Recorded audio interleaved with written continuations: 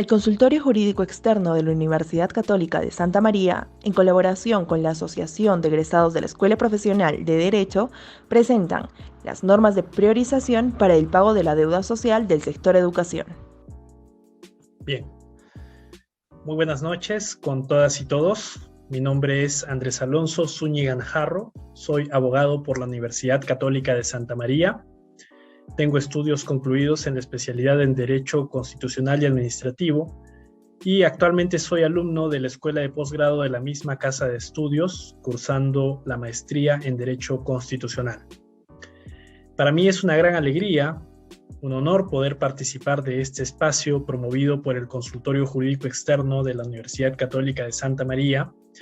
Y además quiero hacer un agradecimiento especial a la Asociación de Egresados de la Escuela Profesional de Derecho por promover la participación de profesionales respecto de los ámbitos del quehacer jurídico que vienen desarrollando en los distintos temas y sectores que son parte de su trabajo. Y en esto me refiero a poner sobre el tapete temas de carácter coyuntural, social y atender la problemática de nuestra sociedad. En ese aspecto quiero referirme el día de hoy y traer a colación un tema muy importante, no solo en el sector local, sino en el sector nacional. Me refiero a la atención del pago de la deuda social respecto del sector educación. Sector educación, un sector muy golpeado, muy relegado. Actualmente, no ha sido materia de desarrollo por parte del Poder Ejecutivo en los distintos ámbitos presupuestal, en el ámbito administrativo, sigue sufriendo de muchos problemas, ¿no?, que son parte también de la agenda nacional. En ese aspecto, para poder manejar este tema de manera mucho más didáctica, me he permitido elaborar unas diapositivas a través de las cuales voy a presentar un análisis sistemático, un análisis comparativo de las distintas normas que se han aprobado en torno a este tema, para poder hacerlo más concreto y de manera muy puntual. Procedo a compartirlo.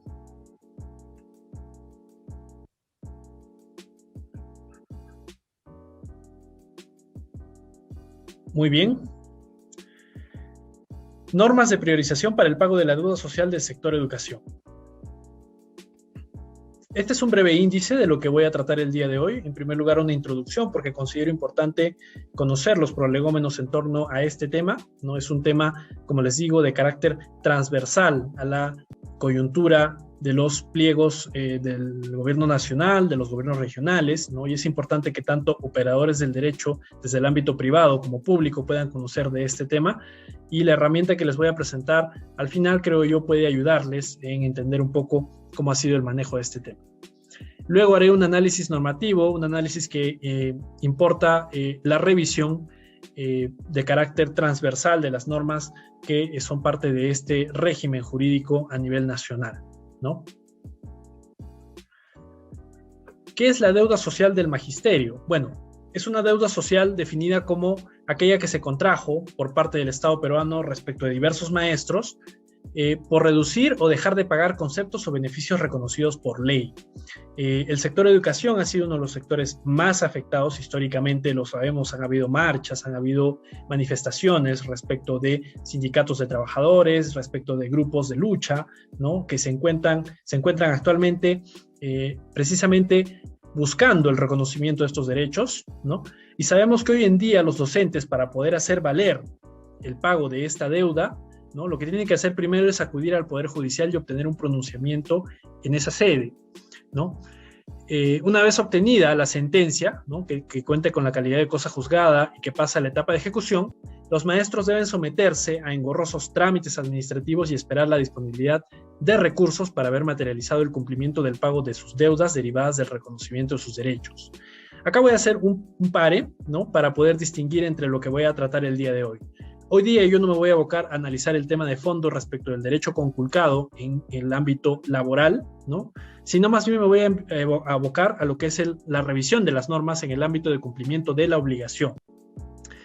Quería puntualizarlo de todas maneras. En el ámbito laboral están allí las normas que han sido materia, por ejemplo, de lo que ha sido la preparación de clase, los subsidios por luto y sepelio, cuestiones que van a ser materia de otra ponencia.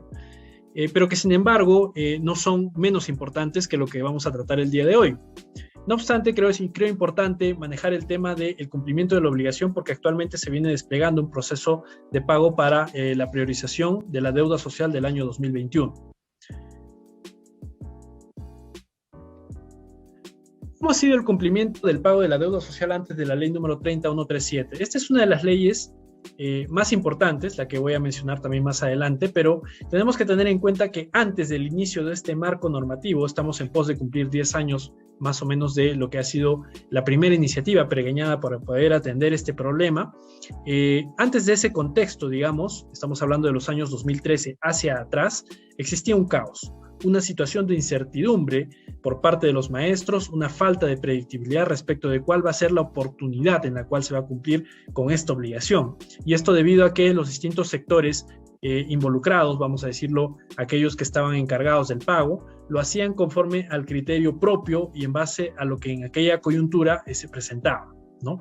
Esto ha sido finalmente morigerado, ha sido atendido a través de este marco normativo que voy a analizar a continuación. En cuanto a los marcos normativos, he tratado de diferenciarlos en tres aspectos que voy a pasar a describir. Primero, un régimen normativo correspondiente a la comisión multisectorial. Esta comisión multisectorial fue la primera, vamos a decirlo, iniciativa en esta materia, en este marco normativo, y puso, puso el punto de inicio para poder tratar este tema a través de una comisión multisectorial, ¿no? Que estaba regulada por las normas de la Ley Orgánica del Poder Ejecutivo. Existen distintos comités multisectoriales, comisiones multisectoriales a nivel nacional para atender distinta problemática.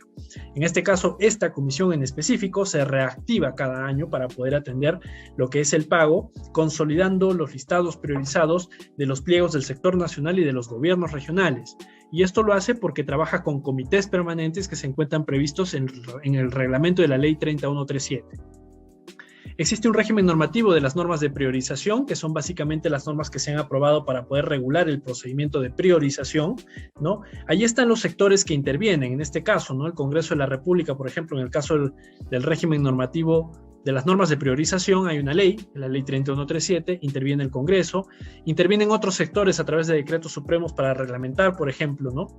Y finalmente existe un régimen normativo para efectivizar el pago, que es un engranaje jurídico que permite el pago cada año y que nace en la ley de presupuesto, que es reglamentado y se establecen criterios de priorización a través de distintos sectores, en este caso, sector Ministerio de Economía y Finanzas, sector Educación a través del Ministerio de Educación e interviene también el MEF para lo que es el pago, la aprobación del crédito que va a finalmente concretar que los dineros, que el dinero llegue a las manos de los maestros. La última parte de mis recursos es esta, una matriz comparativa de las normas y que voy a pasar a revisar para poder entender cómo ha sido el desarrollo de este marco normativo a través de los años. Lo que he pretendido aquí es distinguir cuáles son los sectores que intervienen. En materia legislativa está el Congreso de la República, tenemos también normas que intervienen por parte de sectores como por ejemplo el Poder Ejecutivo a través de la PCM, está el sector Justicia y Derechos Humanos, ¿no? Los decretos supremos emitidos por este sector, por este ministerio, ¿no? Está también el Ministerio de Economía y Finanzas, el sector Educación y luego también otros documentos que pertenecen a otros ámbitos que lo vamos a analizar a continuación. En primer lugar, todo esto inicia con la ley 29.812, la que crea el Comité Multisectorial, que como les dije es un comité que funciona y que tiene alcance a nivel nacional, que está dirigido por el Ministerio de Economía y Finanzas y que centraliza lo que son las listas priorizadas que vienen remitidas por los comités permanentes que son regulados en el reglamento de la ley 30137, ¿no? Esta consolida los distintos listados y establece también criterios de priorización para concretar el pago. Fue creada a través de esta ley, ¿no? que es la ley de presupuesto del año, para el año fiscal 2012. Se instaló a través de una resolución suprema, que es la resolución 100-2012 PCM. Y finalmente empezó a regir desde esa época y se viene reactivando cada año. Vamos a ver cómo se reactiva más adelante cada año. Lo más importante, en el año 2013, ¿no? Se aprueba la ley 30137 que establece estos criterios de priorización. Lo resumo básicamente en lo siguiente. Los criterios de priorización atienden primero un primer nivel de priorización de carácter sectorial. se identifican los tipos de deuda, ¿no? Por ejemplo, en materia laboral, en materia previsional, etcétera, ¿no? Y se establece, digamos, un orden. Posteriormente se aplica otro nivel de priorización con criterios que atienden, por ejemplo, la antigüedad, ¿no?, de la deuda, y finalmente se aplica un criterio, un nivel de priorización que atiende el monto, la cuantía. ¿Y esto por qué? Porque he revisado el diario de debates también de esta ley y lo que se buscaba en ese momento era reducir la cantidad de sentencias. Por lo tanto, sabiendo que la mayor cantidad de sentencias eran deudas menores a 50.000, lo que se buscaba era precisamente la reducción de la carga, que el Estado tenga menos deudas y por lo tanto ese criterio respecto al monto era el que tenía que ayudar a ese objetivo, ¿no? Vamos a ver luego que con el Decreto Supremo número 001-2014-JUS se aprueba lo que es el reglamento de esta ley. Este reglamento clarifica en mucho lo que han sido los criterios de priorización aprobados por la Ley 30137, establece de manera más concreta, vamos a decirlo, más clara, cómo se va a aplicar este proceso de priorización. Importante señalar que con fecha 19 de mayo de 2014 el Colegio de Abogados de Ica interpone una demanda de inconstitucionalidad contra los artículos 1 y 2 de la Ley 30137. Y básicamente esto atiende a la perspectiva de que estos señores alegaban de que al haber establecido criterios de priorización en base a distinciones objetivas respecto de las deudas, lo que se hacía era una suerte de discriminación y de enervar el carácter y los efectos de las sentencias, que para todos los casos, no solo respecto de distintos sectores, es el mismo. Es decir, una sentencia en calidad de cosa juzgada no puede ser diferenciada en sus efectos por la materia. Y esto es lo que alegaban. Sin embargo, vamos a ver que en los fundamentos se aceptan estos criterios de distinción, vamos a decirlo, de establecer una diferenciación, cumpliendo ciertos parámetros, obviamente, de proporcionalidad, respetando el equilibrio, entre otras cuestiones que van a ser desarrolladas en la sentencia y que analizaré en una futura ponencia. Tenemos aquí un decreto supremo que salió precisamente para concretar el pago que fue aprobado, ¿no?, a través de la Ley 30137. Ojo, en la Ley 30137 ya aprueban un monto para el pago, ¿ya? Y en esa norma establecen 160 millones para la atención del pago de la deuda social de carácter general para todos los sectores. No hacen la distinción preferente, o vamos a decirlo, una distinción de ningún sector, ¿no?, sino que son todos los sectores. Y posteriormente, ya en el año 2015, vamos a decirlo, la ley de presupuesto del año 2016 establece esta fórmula. Se va a repetir constantemente. A través de la ley de presupuesto se reactiva la Comisión Multisectorial en Lima, ¿no? Esta centraliza la información, como les dije, y posteriormente va a trabajar con los comités permanentes de cada sector, de cada pliego del gobierno nacional y de los gobiernos regionales, consolida la información y procede al pago.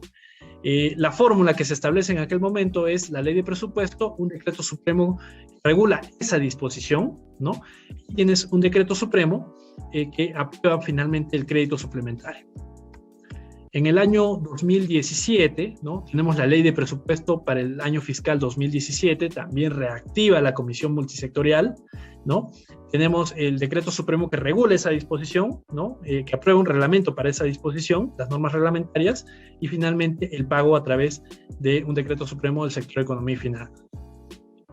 Importante señalar que existe una resolución en este momento, estamos hablando del año 2017, en el Minedu, en el cual se aprueban las acciones priorizadas para la revalorización docente del Ministerio de Educación del año 2017. En esta resolución existe una acción, la acción 6, que es parte del anexo 1, ¿no?, en la cual ya se aprueba que para el sector educación en específico se aprueben 200 millones para morigerar, para el pago de la deuda social de este sector en específico, como lo digo, ¿no? Y repito, el año 2018 ya se considera ello y por lo tanto el sector de educación establece criterios a través de un decreto supremo también.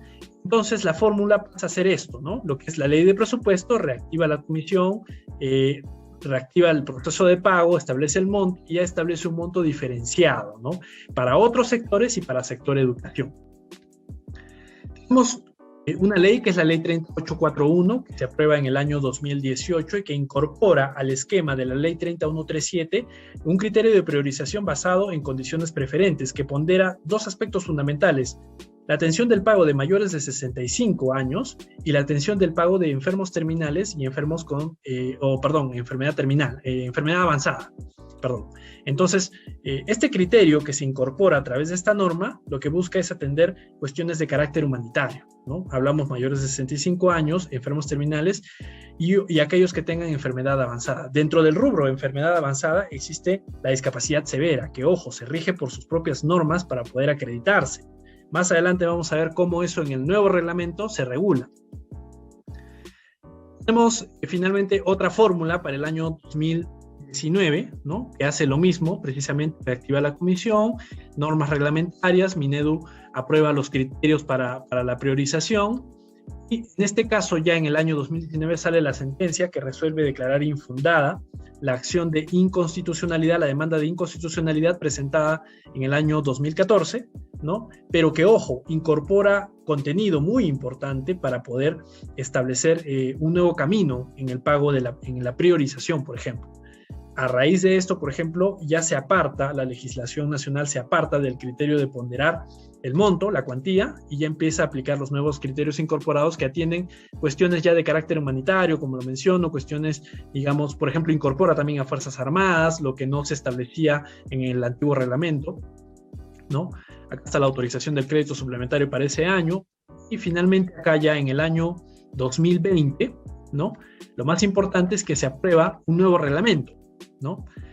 Y acá está, el reglamento es aprobado a través del Decreto Supremo número 003-2020-JUS, que ya consolida y corrige muchos aspectos del antiguo reglamento que incorpora estas condiciones preferentes aprobadas a través de la ley 30841, ¿no? Y que básicamente lo que hace es esquematizar, digamos, un proceso de priorización ya basado en una labor del comité permanente, pero que busca atender la antigüedad de la sentencia y atender también estas cuestiones humanitarias y otros aspectos también que no venían regulados de forma muy clara y que estaban pues atentando, digamos, contra principios de carácter constitucional.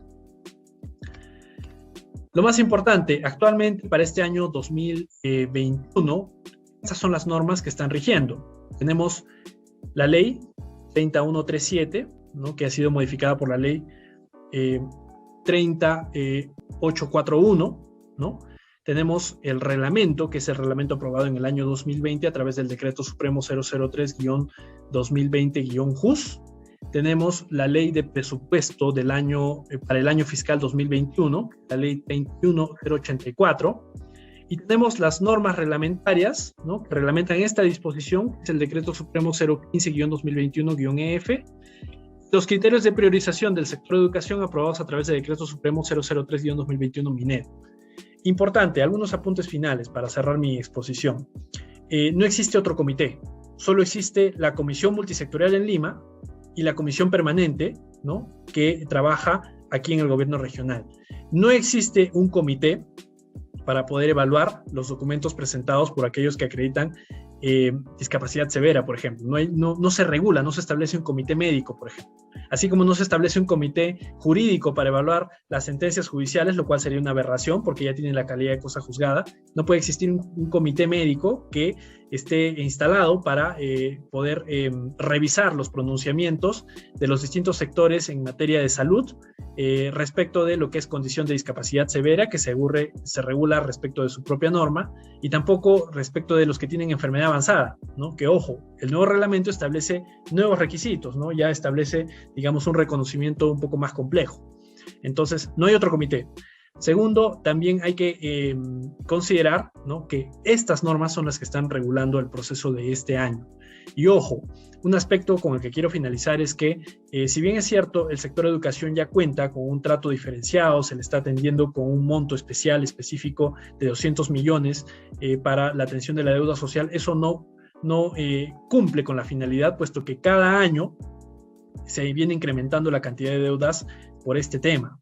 Entonces, una cuestión importante que quiero resaltar es que el monto para la atención del pago de la deuda social debe ser incrementado, ¿no? Y esto ya es materia de iniciativas legislativas, de proyectos de ley, que lo que buscan es precisamente ello. Nuestro sector de educación está sufriendo mucho, ¿no? Yo voy a tratar de hacer un análisis disgregado de cada norma para poder entender cómo es que ha sido este avance y qué es lo que se necesita atender. Para ello adelanto que ya he presentado solicitudes de acceso a la información al Ministerio de Economía y Finanzas, puesto que ellos tienen unos informes finales que consignan información muy importante, estadística, respecto de la atención de esta deuda anualmente. Entonces, bueno, yo les agradezco por la atención que ha merecido la presente. Estoy dispuesto a seguir contribuyendo y con el agradecimiento también de vuestra audiencia, ¿no?, que ha podido seguir conmigo esta exposición. Yo me encuentro atento a cualquier consulta y presto a contribuir en el desarrollo, en el quehacer jurídico para poder atender este tipo de circunstancias que en este caso atienden a un sector, como lo dije, muy golpeado, que es el sector de educación. Muchísimas gracias, muy amables. El pago de la deuda social del sector educación ha sido materia de importantes avances en materia normativa desde hace aproximadamente 10 años. Sin perjuicio de los avances en torno al establecimiento de criterios de priorización, el problema no ha sido resuelto. Es importante conocer los alcances jurídicos de su marco normativo para arribar a soluciones palpables.